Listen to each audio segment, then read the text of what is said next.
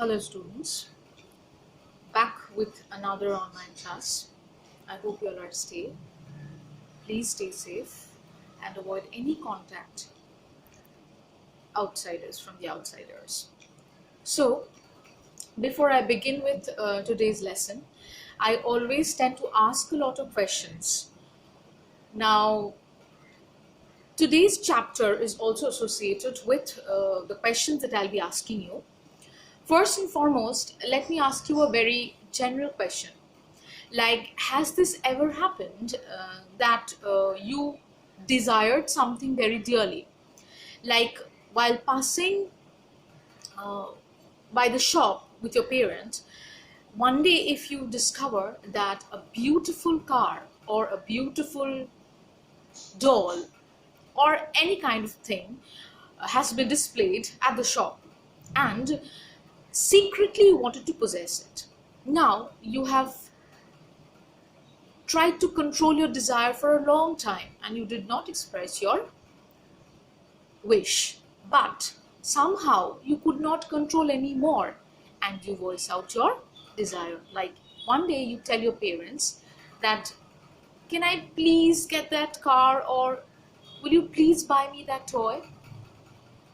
And if your parents decide not to give you that particular gift, what did you think you would have done? Now, had it ever occurred that you wanted to leave your parents, you were so disheartened, you were so agitated, you were so irritated, did you ever think that you would leave your parents just because they did not buy you that gift? Well, if that is the case, then your thoughts and your emotions would resonate with someone who we call Bashir. Now, who could this Bashir be? Now, why am I talking about Bashir all of a sudden? Well, it has an association. But before I talk about Bashir, let's talk about the person or the creator of this character called Bashir. Now, this woman is Subhadra Sengupta. Now, who is she? She is obviously an author and she has come up with a lot of works. Let's talk about her a bit and then we will get into the main topic. Alright? Okay. So, now the work Bashir Leaves Home was first published in National Book Trust's Bulletin in the year 1998. And Subhadra Sengupta was a Delhi-based writer and she has written over 40 books, specially for children. So they were for the entertainment, for the purpose of entertaining children. Some of her books include Children's History of India, Let's Go Time Traveling. So basically, these are solely for the refreshment, for the entertainment of children. Okay, so this is all about the author of the text, Bashir Leaves Home. Now, let us talk about the main character, namely Bashir. Shall we begin with the text? Yes. Okay, don't worry about the text because it will be given to you. So you kindly follow what I am about to speak. Bashir was leaving home. No one in the family understood him anyway, and he was sure no one would miss him. Not his Ammi or Abu, nor his Bhaijan Khalid. So, there are certain colloquial terms which I use. I will talk about that afterwards. So Bashir is a child and he is determined, he's hell-bent to leave his home because he believes no one in the family understood him anyway. Now this happens, this is very obvious. If you are trying to express something and people fail to understand that, people fail to realize what you're trying to say, you tend to have this idea inside your head that no one understands me. Like you start getting very depressed, you start getting very disheartened, thinking that no one in the family actually tries and understands me. And he was sure no one would miss him. So he was very, very sure about the fact that no one in the family would actually miss him. Not his Ammi, Abbu or Bhaijan Khalid. Now please understand that Ammi, Abbu, Bhaijan, these are not English terms. Okay, these are colloquial terms. Now, what do you understand? What is the meaning of the word colloquial? It's something or a word that is used in ordinary or familiar conversations which are not formal. Like, there are certain words which are very, very familiar to a certain section of people. Like when I say Ma, Baba, we associate Ma, Baba with being a Bengali. Like a Bengali would use Ma, Baba very frequently. Whereas someone who is not a Bengali would say Mummy, Daddy, Mom, Dad. So, Ammi, Abbu, Bhaijan, Khalid. These terms are very, very particular to a particular section of society.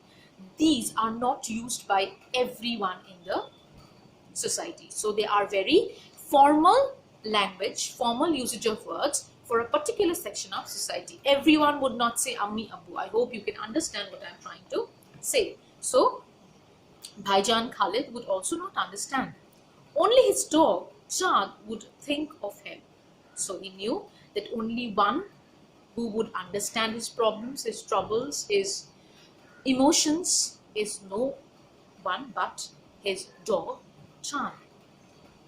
So to save him the pain, Bashir was taking Chand along with him. So he thought of maybe doing something drastic, something very whimsical, and he thought of taking Chand along with him. In this big wide world, there must be some place where a heartbroken 7-year-old boy and his dog could live in peace. So you can understand the age of Bashir. He is even younger than you all.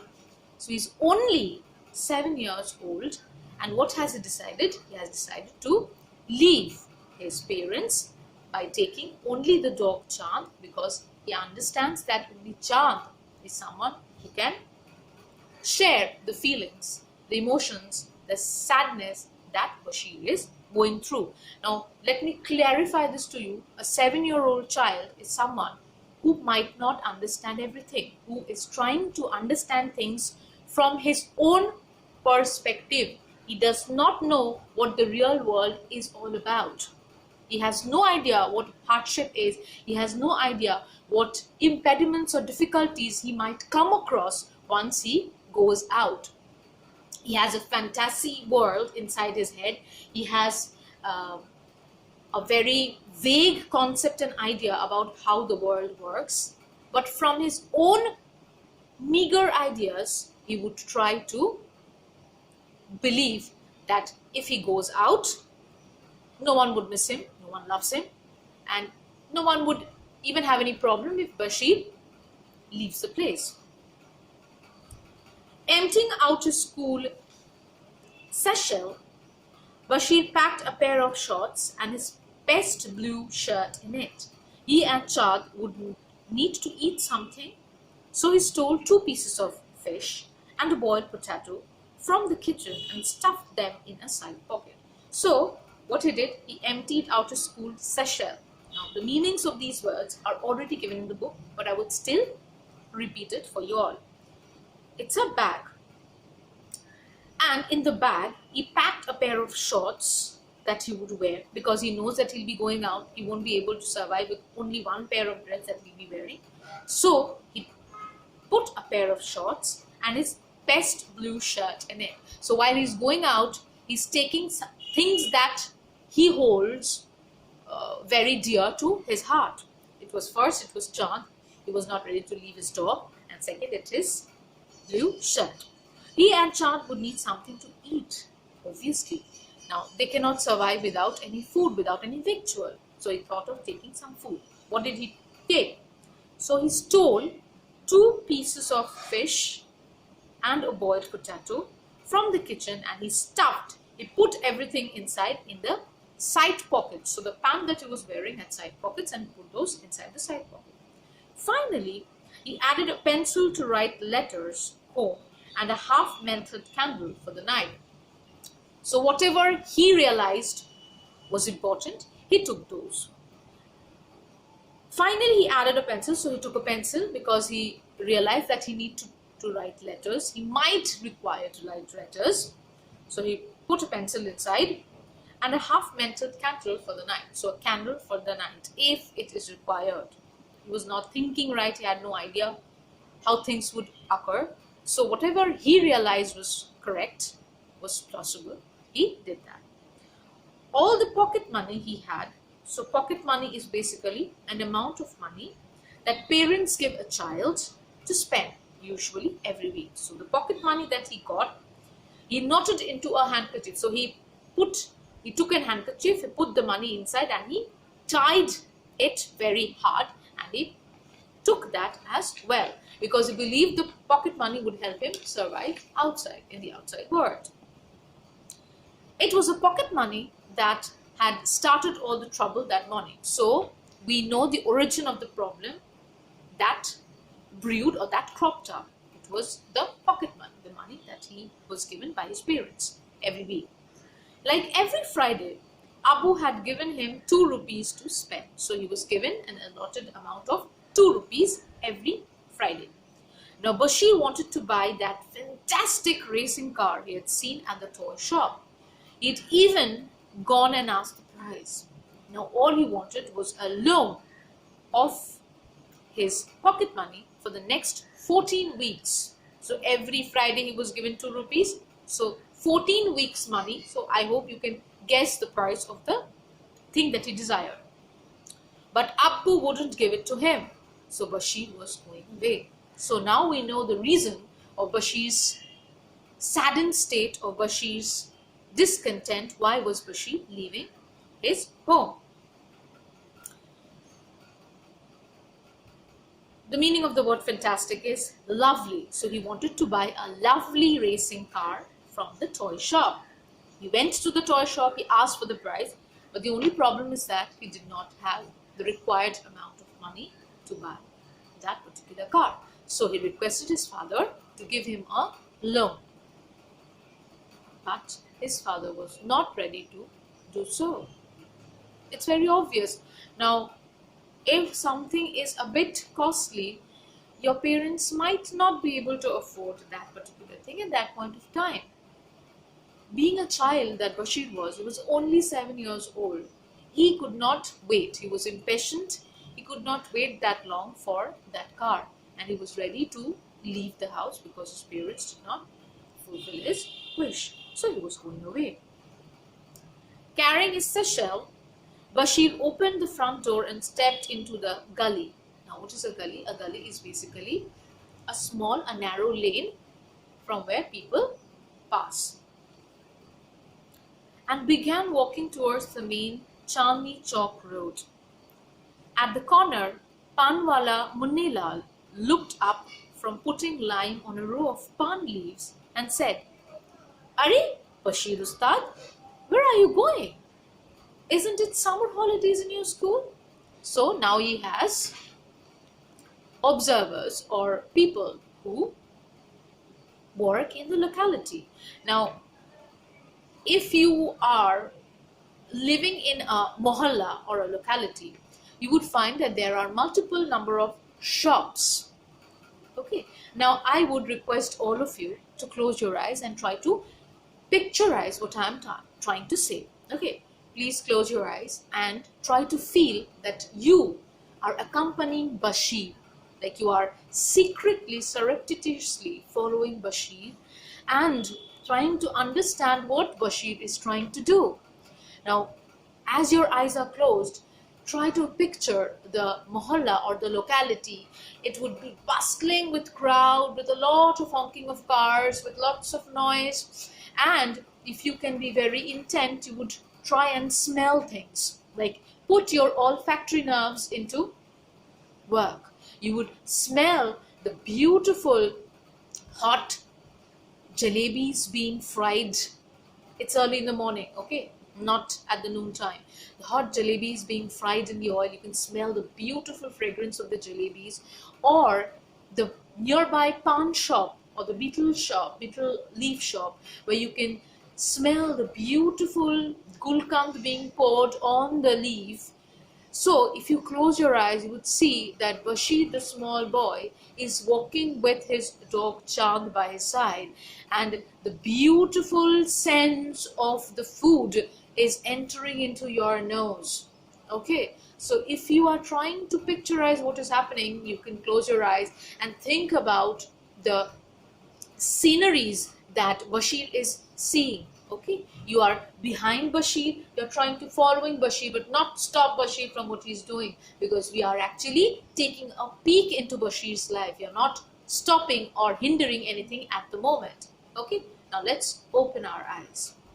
So what he could see, or what we all could see by closing our eyes, that there was the panwala, one who is selling the beetle leaf. Munnela, name of the panwala is Munnelal. He looked up, putting lime. So he was putting lime on a row of pan leaves, and he interrupted Bashir, saying, "Are, Bashir Ustad, where are you going? Isn't it summer holidays in your school?" So Panwala Munnelal is a bit shocked, is a bit surprised, seeing Bashir all alone moving in the gully or the mohalla. He's asking, "Where are you going? Aren't you having vacation in your school?" Now, Bhaijan is basically a common term or a term to represent someone as brother, to call someone as brother. "Yes," said Bashir shortly, "I'm going somewhere else." So Bashir does not want to disclose the reason of him moving alone in the locality. He just said he's going somewhere. "Acha? Okay. Really? Where?" "To the railway station," sighed Bashir. The meaning of the word sighed is said something in a sad voice. So he was sad. So he said, "To the railway station." Sigh. Sigh is when you are letting go of a breath, which can signify a lot of things. It can be of happiness, it can be of relief, but here it's sadness. He's sighing out of sadness. Bashir, tiredly dropping the satchel at the feet. "Alone?" Munilal scratched his chin. So he was scratching it and saying, "Are you going alone? Are you by any chance running away from home?" So Munnelal somehow guessed what Bashir was up to. So he asked, "Are you really trying to run away from your home?" "Yes," Bashir said bravely. So he was not afraid, he was not scared. He tried to appear very brave and he said, "Yes, I'm leaving the house." Munnelal glanced behind Bashir. So glance, the meaning of the word glance is take a brief look. He turned and he looked behind, gave a mysterious shake of his head, and then to Bashir's surprise said, "Good, have a good trip." So he turned around, he definitely saw something. What he saw, we'll get to know afterwards. Gave a mysterious shake of his head. The word mysterious means difficult to understand. And then he turned to Bashir and he said, "Good, have a good trip." So he was, instead of being sad, instead of being worried, he wished Bashir good and said, "All right, you can have a very good trip." Now, obviously, if you are leaving a particular place and if you have told that you are leaving, what kind of reaction would you expect? Definitely of surprise. Definitely, you would expect that that person you are talking to on the other side would try to stop you from going. But this did not happen for Bashir. So let us see what Bashir is up to. With his head reeling a bit, the meaning of the word reeling, spinning around a little, his head was spinning a bit, Bashir picked up his satchel. He'd always thought Munnelal was his friend, but he seemed he didn't care either. Whistling to Chand, Bashir trudged on. So he expected Munnelal to be a bit more sympathetic, to a bit more compassionate and try to stop Bashir from going. But he was utterly shocked and surprised to see the reaction of Munnelal. And he understood that even Munnelal was not his friend.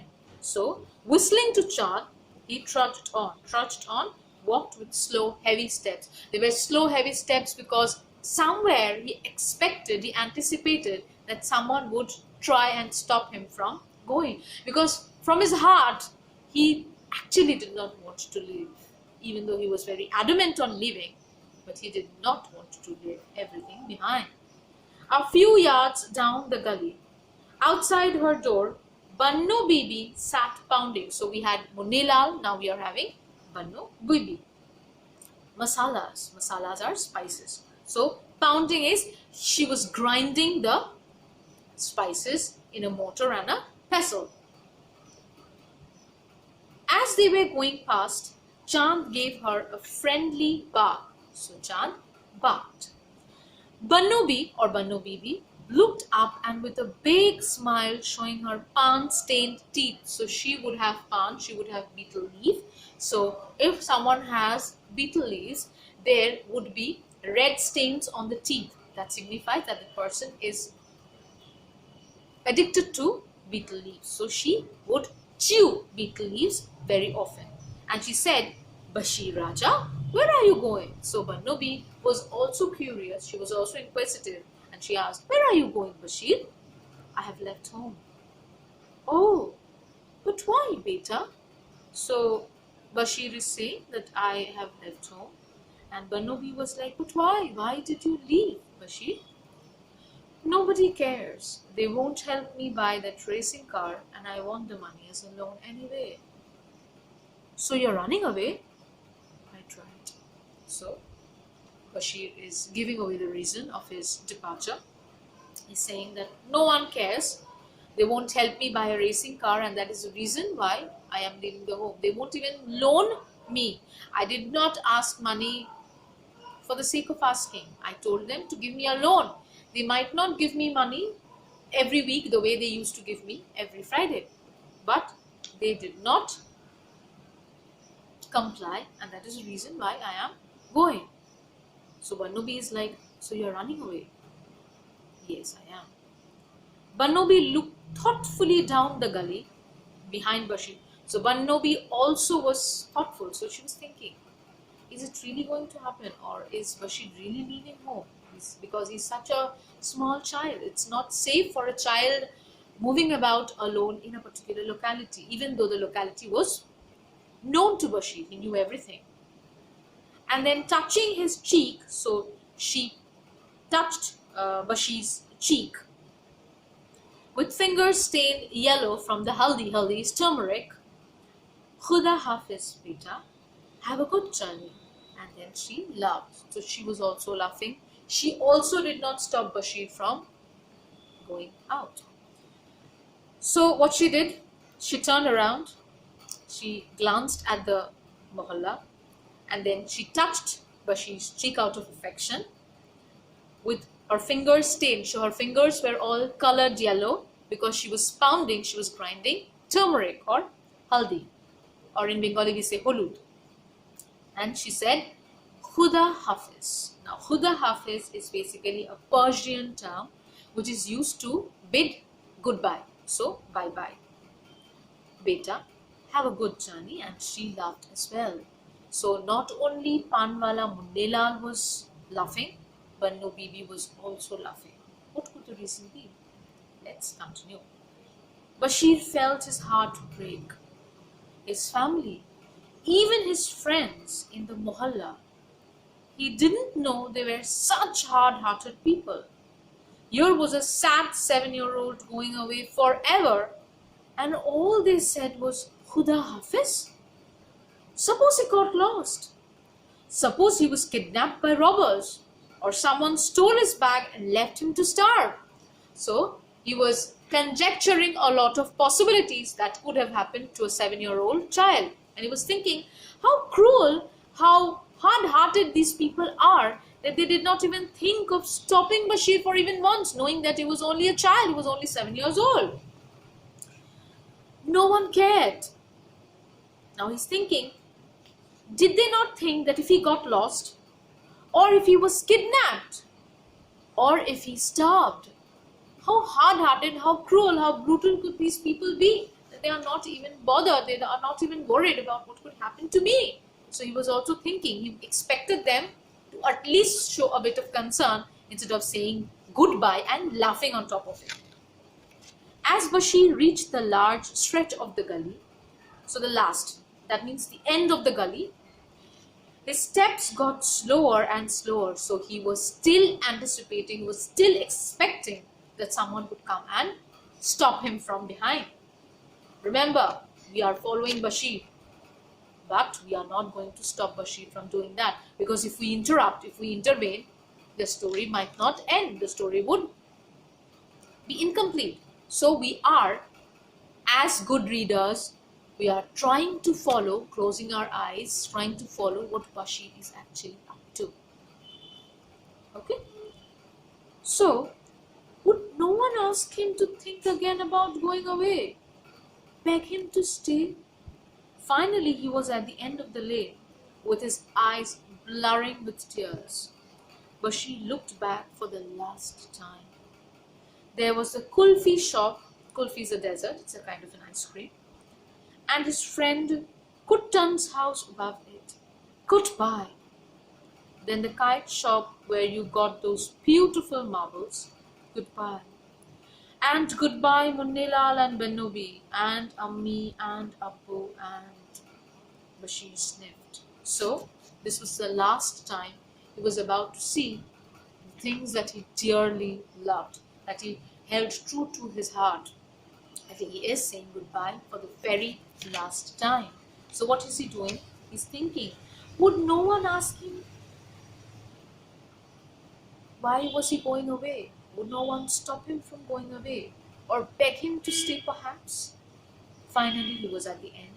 His eyes was blurring with tears. The meaning of the word blurring is, it was becoming unclear.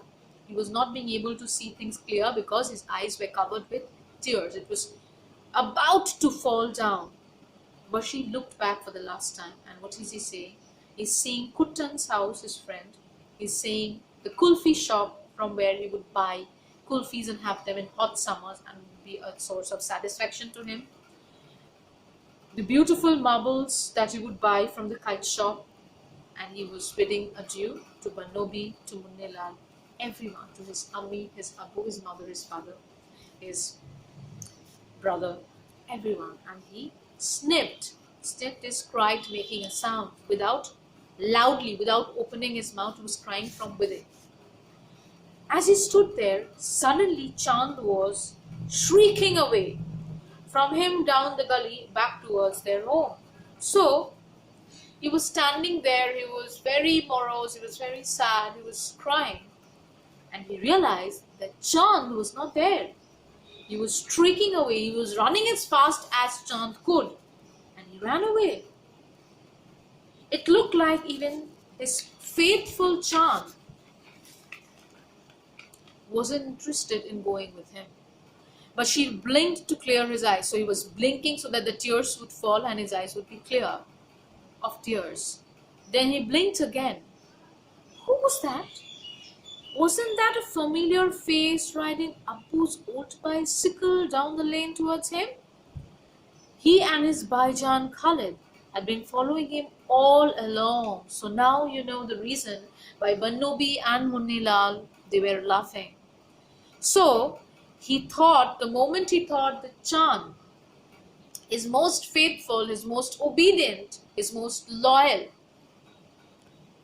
partner, was not going to follow him, was not even interested that he was leaving the place, he turned around and he saw. And what did he see? He saw that his brother and his father, they were following him throughout from a distance, the way we were following Bashir. As a reader, what did I say? We were trying to see what Bashir was up to.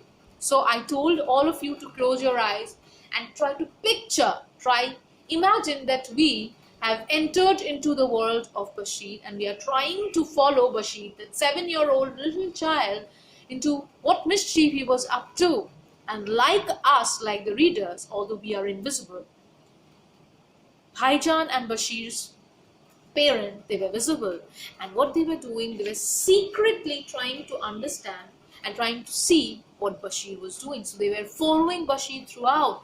And when Banobi and Munnelal turned, they saw them, and that is the reason why they laughed, because they realized that Bashir would not be allowed to leave the locality or the mohalla all by himself. That is absolutely dangerous for a child.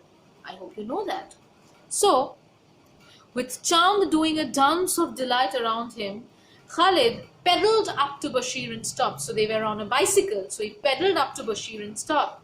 He looked down solemnly. The meaning of the word solemnly is seriously without smiling. So they were not very happy. So they seriously said with seriousness at Bashir's tear-stained face. So poor Bashir, he was so much sad, he was crying so much that his face was all stained with tears and his face turned red, flushed. And then asked gently, so gently they asked, the railway station, Bashir Mia, or the airport? So they asked, where do you want to go, Bashir Mia? Mia is basically a way of addressing someone. Like in Bengali we say Mohashoy, that is the way Mia is pronounced. So he's saying, where do you want to go? Do you want to go to the railway station or to the airport? Bashir said, home, scrambling on to the front road. So Bashir was so delighted, Bashir was so happy that whatever he thought, whatever he was comprehending, whatever perceptions he had, they were completely wrong. And he was so delighted that they actually followed him, they actually came him, because deep down his heart, he was angry, he was disheartened, but he did never want to leave his parents behind, his locality, his dog, his friends behind. So he scrambled on, getting on the bicycle, quickly using his hand. He said, I wanted to go home. So this is where the beautiful story ends. Now, can you understand something? That Bashir, being a child, was disheartened. He was sad at the fact that his wish was not fulfilled. But that did not mean that it was at a permanent level. Now, we all know that a child has a very volatile, has a very transient memory. It is not permanent. So whatever grudge, whatever complaint he might have had against his parents, they were very momentary, they were very transient. That wouldn't have lasted for a long period of time. So having a very volatile memory, having a very whimsical approach towards life, a child's attention can be easily diverted. So initially he was very angered, he was very irritated that his wish was not fulfilled, but later he realized that a toy car cannot substitute the position of his parents, cannot substitute the position of his friends, of the people whom he considered to be very dear to him. So he realized his mistake and he returned. Alright, so is this much clear to you?